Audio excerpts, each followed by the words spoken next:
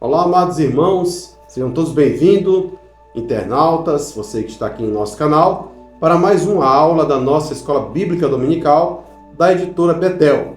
Nós estamos fechando esse trimestre a revista chamada Ordenanças, né? O tema foi trabalhado esse trimestre é Ordenanças Bíblicas, da editora Betel.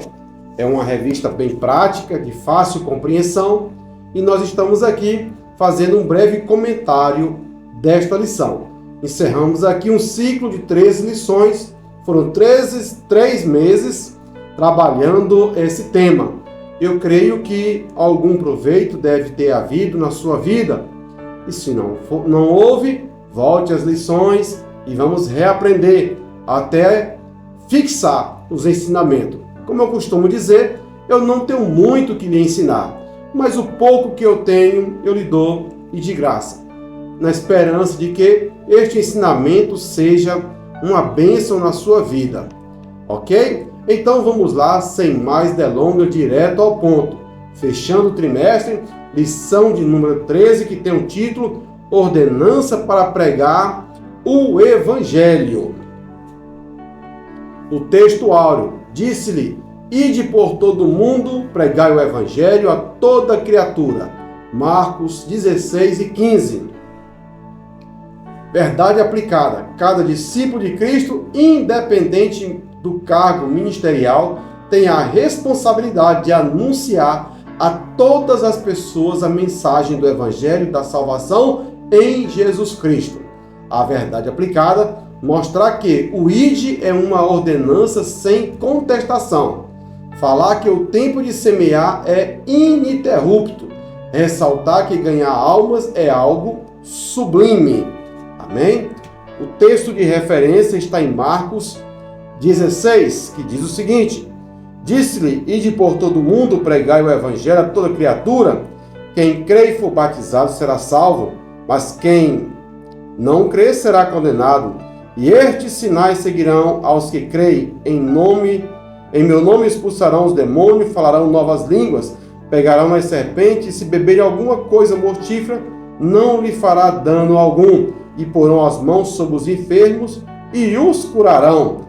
E eles, tendo partido, pregaram por todas as partes, cooperando com eles o Senhor, confirmando a palavra com os sinais que se seguiam.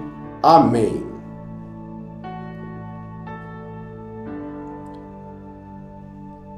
Pregar o Evangelho é missão da igreja.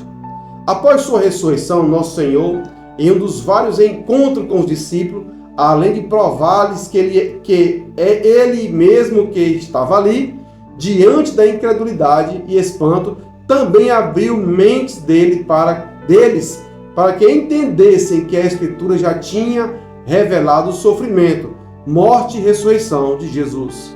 Assim como a missão do seu discípulo de anunciar a todas as nações a mensagem do Evangelho, ou seja, Lucas 24, 45 a 47, que contém o chamado ao arrependimento e o perdão de pecados.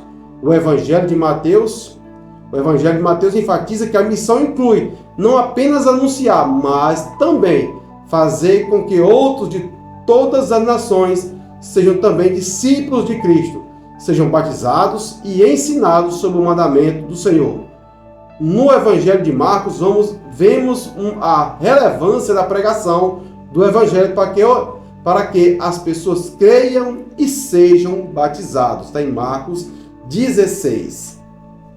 Ou seja, queridos irmãos, a missão de anunciar o Evangelho de Jesus Cristo é uma missão ininterrupta, é uma missão que nós não podemos parar, em momento algum, de anunciar o Evangelho.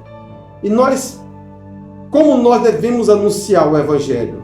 Primeiramente, através do nosso bom testemunho, do nosso modus vivendi, do nosso procedimento nesse mundo, para que as pessoas vejam em nós a imagem salvadora do Cristo ressurreto.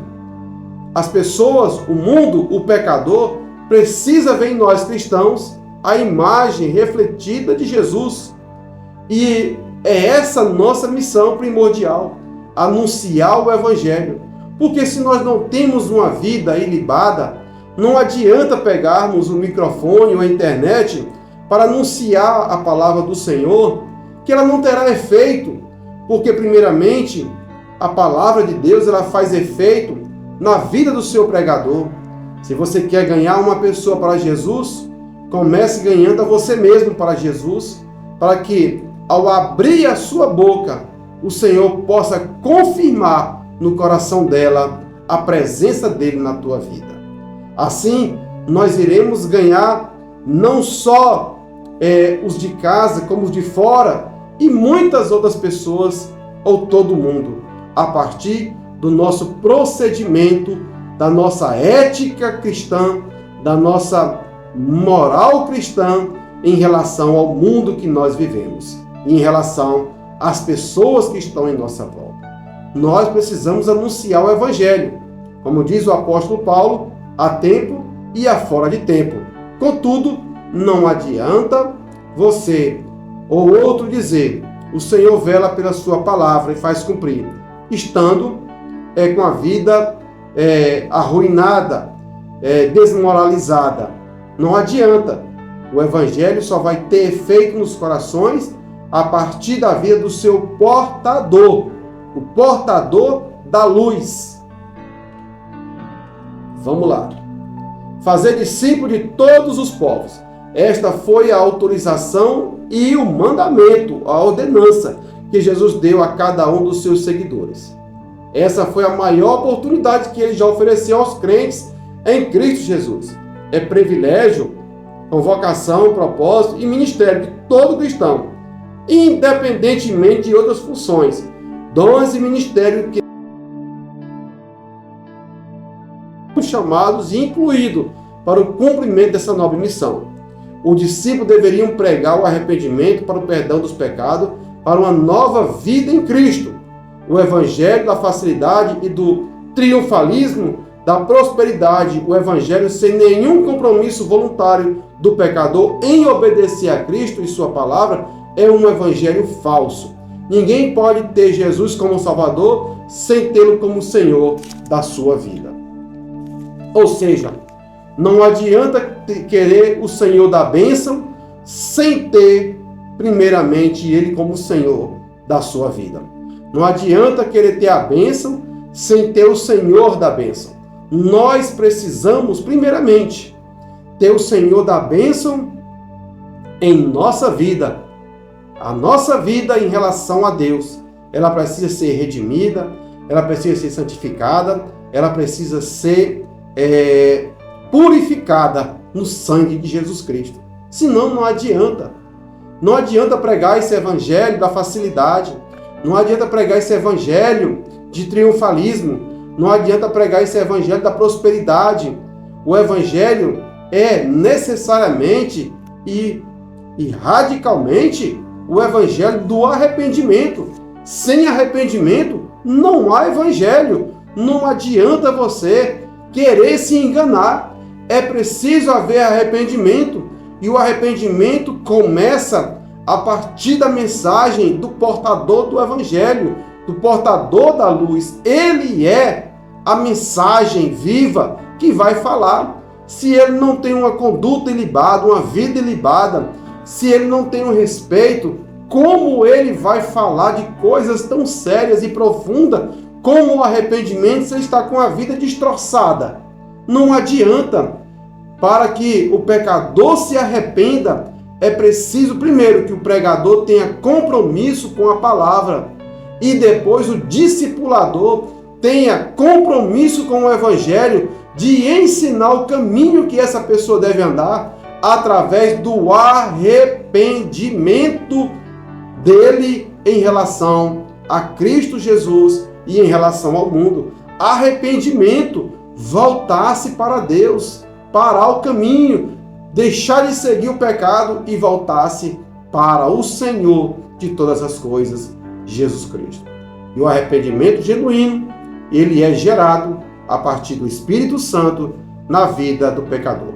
Afinal, é ele quem convence o homem, a mulher, o jovem, a criança, seja quem for, do pecado. É o Espírito Santo. E ele precisa estar em nossas vidas. Ser testemunha até os confins da terra. Há uma recomendação de ser testemunha, de pregar o Evangelho, de ser revestido de poder. Está em Lucas 24, 49. A mensagem da palavra de Deus precisa de ousadia no Espírito, porque o reino é espiritual. Ninguém pode fazer a obra de Deus sem receber dele o poder e a autoridade. Vamos ver o que diz Atos, capítulo 1, versículo 8. Vamos ver o que diz. Eu vou usar aqui minha Bíblia Scottfield. Olha só o que ela diz. Atos, capítulo 1,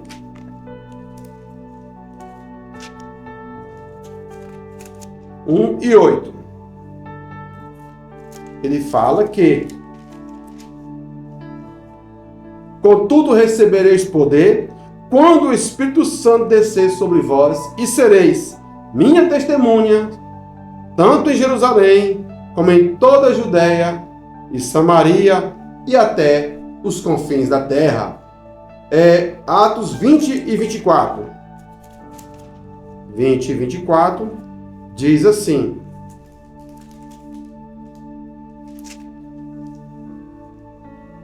contudo, nem por um momento considero a minha vida como valiosa, tesouro para mim mesmo, contanto que possa completar a missão e o ministério que recebi do Senhor Jesus, para dar testemunho do Evangelho da graça de Deus. Ou seja, se você não recebeu o poder de Deus, você não vai dar conta de pregar o Evangelho. Se você não foi revestido de poder, se você não tem compromisso com o Evangelho, se você não tem compromisso com o Espírito Santo, as suas palavras são como solta ao vento. Porque quem lhe dá a autoridade para que um coração se arrependa através da sua mensagem é o Espírito Santo. E somente ele convence o homem do pecado. Pregar a palavra em todo o tempo. A semente é a palavra de Deus. Marcos 4 e 14.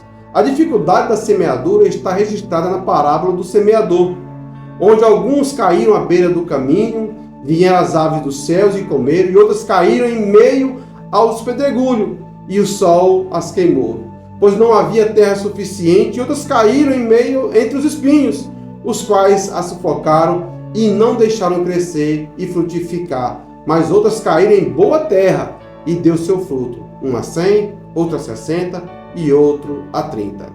Mateus 13, 1 ao 15. A semente, que é a palavra de Deus, deve ser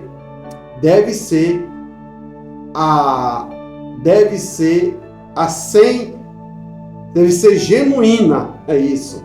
Um evangelho que transforma as pessoas, muda o caráter, a natureza pecaminosa e está sem nenhuma transigência, ou seja, sem quebrar nenhum preceito que pode ou aceita mudanças artificiais, ou seja, evangelho fajuta, evangelho xing-ling, que não tem transformação de vida.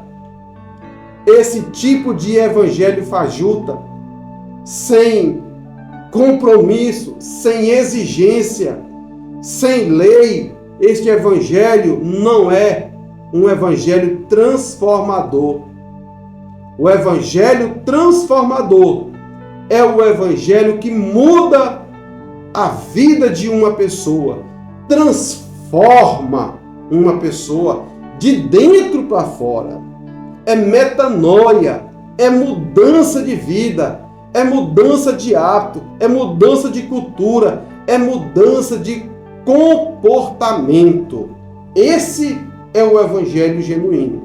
Esse evangelho triunfalismo, esse evangelho das coisas superficiais, não pode tocar nesse assunto, não pode falar em pecado, não pode falar em adultério, aqui não pode falar em enganar o governo federal, aqui não pode falar de bebida, aqui não pode falar de usar biquíni na praia, aqui não pode falar de churrasco regado com bebida alcoólica, aqui nós não pregamos essas coisas aqui. Aqui quem manda é o Espírito Santo, e na verdade não é o Espírito Santo, é a libertinagem dos corações. Porque aonde está o Espírito de Deus, ali há santidade. Pela manhã semeia a tua semente, devemos fazer a obra daquele que nos enviou. Ninguém sabe qual semente prosperará. Eclesiastes 11:6. São lançadas inúmeras sementes durante o dia, mas o semeador nunca terá condições de saber qual vai frutificar. Por isso não pode nunca deixar de lançar semente no solo, que são os corações dos ouvintes. Nós somos chamados para ser os atalaias do Senhor. Não podemos dormir no sono da negligência. Trabalhemos enquanto é dia, pois a noite vem. Vem quando ninguém mais poderá trabalhar. João 9:4.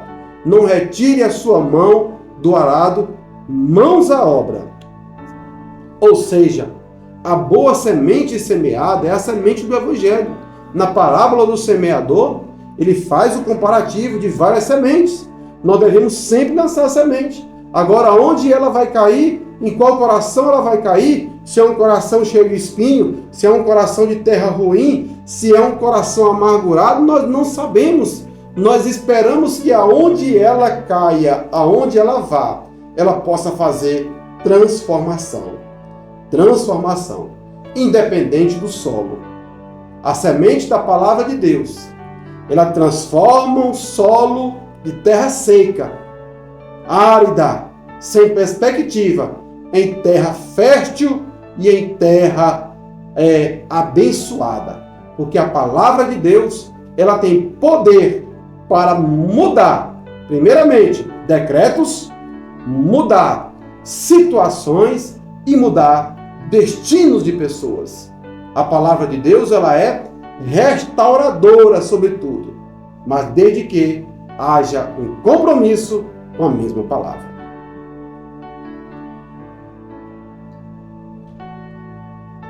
O que observa o vento nunca semeará. Estamos vivendo um mundo em que quem fica aguardando condições favoráveis, olha só, ideias para dar início à semeadura, nunca fará. Eclesiastes 11:4. Nunca haverá condições perfeitas e tranquilas durante nossa estadia aqui na Terra. Se olharmos as dificuldades, os ventos contrários e pararmos diante do inimigo que batalha contra nós, que batalha contra a expansão do Evangelho, nunca semearemos nada e as almas morrerão nos seus delitos. Os que foram dispersos por causa da grande perseguição que se levantou contra a igreja em Jerusalém após a morte de Estevão, não deixaram de pregar a palavra por onde quer que fossem. Atos 8:4. Não se calaram, mesmo sofrendo perseguição. Um grande exemplo de comprometimento com o comprometimento da missão que o Senhor entregou aos seus discípulos. Ora, como vai o seu comprometimento com a palavra de Deus? Como vai o seu comprometimento com a igreja que você serve a Deus? Como vai o seu comprometimento com a obra de Deus? Como vai o seu comprometimento com dízimos e ofertas? Como vai o seu comprometimento com a oração? Como vai o seu comprometimento na leitura da palavra? Como vai o seu comprometimento com a congregação aonde você está? Como está o seu comprometimento em falar para as pessoas do amor de Jesus Cristo e de tão grande transformação fez na sua vida? Como vai o nosso comprometimento? Se nós formos olhar para as dificuldades da vida, nós não faremos coisa alguma nesse mundo. Nós não ministraremos a palavra. A palavra de Deus se faz como arado no ombro, como diz o hino da harpa cristã. Quem sua mão ao arado já pôs, constante precisa ser. O sol declina e logo vai anoitecer. Nós precisamos trabalhar enquanto é dia, anunciar esta salvação, porque os dias maus estão chegando. Nós temos que anunciar a tempo, ou seja, esse tempo e fora de tempo, a todo momento, o Evangelho do Senhor Jesus Cristo. Sobretudo, o Evangelho do arrependimento. O que ganha a alma sábio é: a seara é grande e são poucos os ceifeiros. Olha aí o mistério. Está registrado em Mateus 9, 35 e 38. Jesus demonstrando a todos os crentes: você pode ajudar a ganhar almas. Primeiro, A, com a mensagem proclamada pessoalmente. B, com testemunho pessoal e exemplo de vida. C, com ajudas financeiras para custear a obra missionária, abrindo novas frentes de trabalho, implantando novas igrejas, custeando missionários, obreiros no desempenho de suas funções, confeccionando literaturas, bíblias, ou seja, promovendo a obra de Deus, as Sagradas Escrituras para alcance das pessoas que estão mais longínquas ou que têm dificuldade em conseguir um exemplar das Sagradas Escrituras. Além da oração, que não pode faltar, tanto para os semeadores quanto para os pecadores que receberam a palavra de Deus. Queridos irmãos, existem inúmeras maneiras de você fazer a palavra de Deus, você levar a mensagem da palavra, e você não pode ficar amarrado nas dificuldades. Você deve ir adiante, usando os mecanismos que Deus lhe deu e criando estratégias para pregar a palavra de Deus. Mas, sobretudo, você deve ser o Evangelho aberto e lido para que todas as pessoas vejam Cristo na sua vida. Não adianta mascarar o Evangelho. Ele só terá efeito a partir do momento em que eu e você tivermos compromisso de vivermos ele literalmente, a mensagem da salvação, e pregar literalmente, sem rodeios, sem estratagemas, sem mecanismo para enganar ou para ludibriar as pessoas. O Evangelho precisa causar transformação na vida do pecador. Os campos já estão brancos para a ceifa. Jesus identificou uma multidão e teve grande compaixão deles, porque andava desgarrados, errantes, como ovelhas que não têm pastor. Está em Marcos 9:36. Os discípulos estavam concentrando as suas atenções para a colheita e produção dos grãos, mas Jesus estava abrindo-lhe os olhos para uma colheita muito superior e eterna. João 4:35. Não podemos perder tempo. Os dias são maus. A colheita no reino espiritual discerne a colheita do reino físico. A colheita física tem o seu tempo pré-estabelecido para cada semente. Já a colheita espiritual acontece dentro dos planos e vontade de Deus. Quantas almas estão no ponto de serem colhidas? Mas faltam os ceifeiros.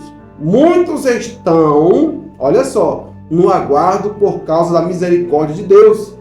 Isto levou Jesus a dizer, porque nisto é verdadeiro o ditado: um é o que semeia, outro é o que ceifa, e eu vos enviei a ceifar, onde vós não trabalhaste. Outros trabalharam, e vós entraste no seu trabalho. João 4, 37 e 38. Olha quão profundo é essa palavra. Tem almas aguardando para serem colhidas pelo Evangelho, onde você não trabalhou, onde você não semeou. Estão só esperando você ir lá, trazer essa alma para Jesus. O mais difícil já foi feito. Preparar a terra, arar a terra, semear na terra. Agora você pode ir lá, colher o fruto do trabalho. Isso não é indigno. Indigno é não ir colher o fruto. nós precisamos colher os frutos. Os campos já estão brancos. Pregar o evangelho da salvação. Os dias maus se aproximam. O arrebatamento da igreja se aproxima. Jesus está voltando. E o que eu e você estamos fazendo? Nós precisamos pregar esta palavra de Deus e trazer o pecador aos pés do Senhor Jesus. A recompensa de levar a preciosa semente. Queridos irmãos, não é fácil a semeadura. Muitos espinhos encontraremos no caminho. Muitas vezes e com cansaço, caminhando e gastando o solado do sapato com lágrimas e recebendo pedradas. Portas na cara, zombarias, mas a recompensa é grandiosa. Salmo 126. Paulo diz aos romanos: e como pregarão se não for enviado? E como está escrito: quão formosos são os pés do que anunciam a paz, dos que anunciam coisas boas, ou seja, boas novas. Romanos 10 e 15. O prêmio que Jesus oferece traz alegria, como é bom e gratificante trabalhar no seu reino. Vamos ver o que diz o Salmo 126. O Salmo 126 é um salmo conhecidíssimo daquele que prega a palavra de Deus e prega a salvação. Prega Jesus Cristo. Salmo 126, versículo de número 6. Olha só que palavra tão linda, que promessa tão maravilhosa é essa que o Senhor tem para os que pregam a palavra de Deus. Quando o Senhor trouxe novamente restauração a Sião, Jerusalém, nos sentimos como num sonho. Então se nos encheu de riso a boca, a nossa língua de alegres expressões de louvor. Até nas outras nações se comentava: o Eterno fez maravilhas por este povo. Sim, realizações grandiosas fez o Senhor por nós. Por esse motivo, estamos felizes. O Senhor traz os nossos cativos de volta, assim como enche o leito dos ribeiros no deserto de Neguebe. Os que em lágrimas semeiam, em júbilo ceifarão. Aquele que parte, que vai chorando enquanto lança a semente, retornará entoando cântico de louvor, trazendo os seus feixes.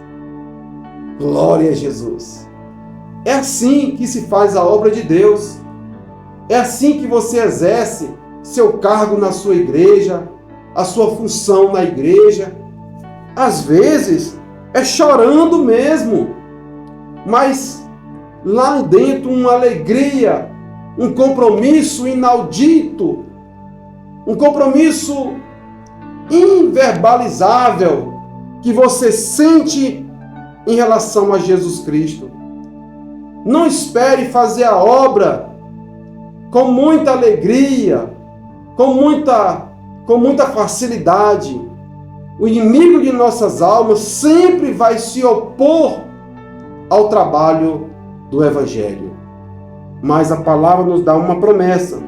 Aquele que parte, aquele que assume um compromisso, enquanto lança a semente, retornará entoando o cântico de louvor, trazendo os seus feixes, ou seja, a colheita. Querido irmão, querida irmã que me ouve nesta hora, não desanime, Deus proverá. Você que está fazendo a obra de Deus debaixo de grandes dificuldades, não desanime. Lembre-se do apóstolo Paulo, ele relata dizendo: quantos açoites, quantos naufrágios, por caminhos perigosos, por deserto, passando fome e sede, muitas vezes em prisões, muitas vezes na solidão, mas ele não cessou de fazer a obra de Deus. pregar o Evangelho. Não pare de pregar o Evangelho da salvação. É Ele que vai salvar este mundo e todos quantos crerem no Senhor Jesus Cristo. E você, eu, nós somos esse portador dessa mensagem, portadores da luz do Evangelho. Nós precisamos anunciar, porque os anjos desejaram fazer essa obra, mas Deus deixou ao encargo dos homens, da humanidade, dos chamados, dos salvos, dos redimidos, para pregar a palavra de Deus.